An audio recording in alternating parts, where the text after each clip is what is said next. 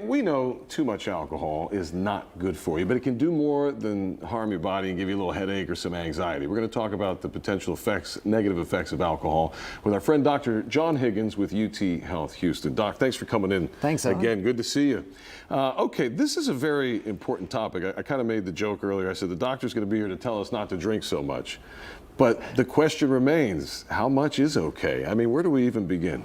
Okay, well, Owen, it looks like with alcohol, it's a U-shaped curve. Okay. So there's a sweet spot, and the sweet spot looks like for women, it's about 1 drink per day, and for men, it's about 2 drinks per day. Mm-hmm. Also, some people do binge drinking, and for binge drinking, we want to make sure that women are having less than 4 drinks in one session and men less than 5 drinks in one session. Okay. So this is what we're talking about, moderate alcohol consumption. You know, think about it, just a drink a day. And it looks like with that, it's not only the properties of the drink. So we know that, for example, red wine has a lot of resveratrol, antioxidants, beer also, more so than heavy alcohol. However, there is also a new study out of the Mass General Hospital which showed that alcohol itself has some relaxing qualities, not only on the blood pressure, but also to de-stress you. And we know when people get stressed out, they produce inflammatory markers, and those things accelerate, you know, the plaque buildup. So there's a couple of different components. So there's not only the components of the alcohol, but also the other components, antioxidants. And you know, I mean, it's wine's in the Bible, right? It's been around for, I think, 60,000 years. So I think it does have some good qualities, but of course, you know, you want to be in moderation. Moderation's the key. I think back to my pappy, who, you know, God rest his soul, he lived to 95, and I think he had maybe 1 beer at the end of every day. Yeah. You know, and so does that kind of fit that U-curve we're talking about? Exactly. Oh, and that is exactly right. You know, I mean, having a glass of wine with dinner, you know, a glass of beer, that's exactly where you want to be.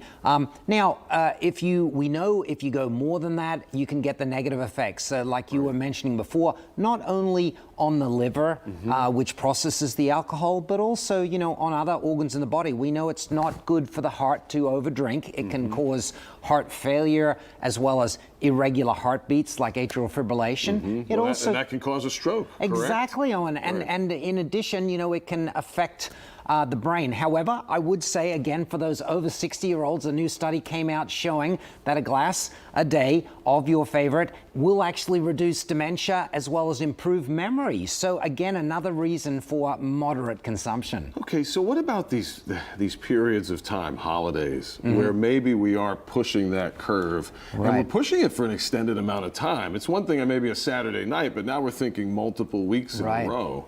What do we do about that? Okay, well, I think the key for that is, Owen, first of all, track your drinking. So have an idea what's going on.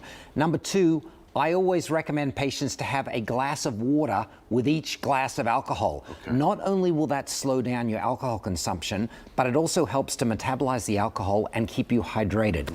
Number 3, have what I call an AFD, an alcohol-free day. So put an alcohol-free day in there. Now, there are some substitutions you can do, and I do this myself.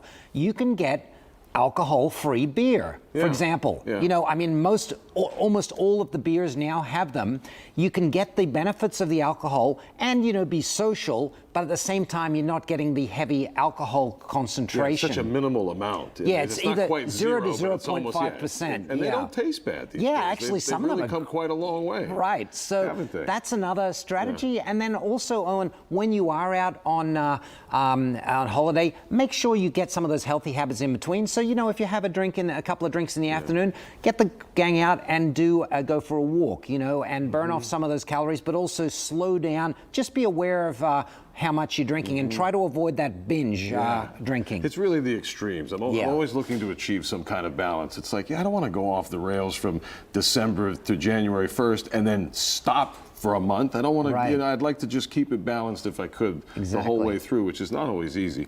Last thing I want to ask you about, if maybe someone is sort of self-identifying, maybe I'm drinking too much, or maybe you have a friend, what kind of resources for people that think, I've pushed it too far and I need some help now drawing back my consumption? Sure. Well, I think First step is, get all of the alcohol out the house.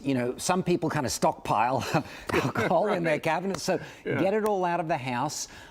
See by yourself if you can go for a period of time without alcohol, okay? Typically if you can go a week or so without alcohol, that generally means you're not dependent on it. But if you can't, and if you find yourself going back to it, then I think you should speak to your healthcare provider. Reach out to some local places. Alcohol Anonymous is probably the best.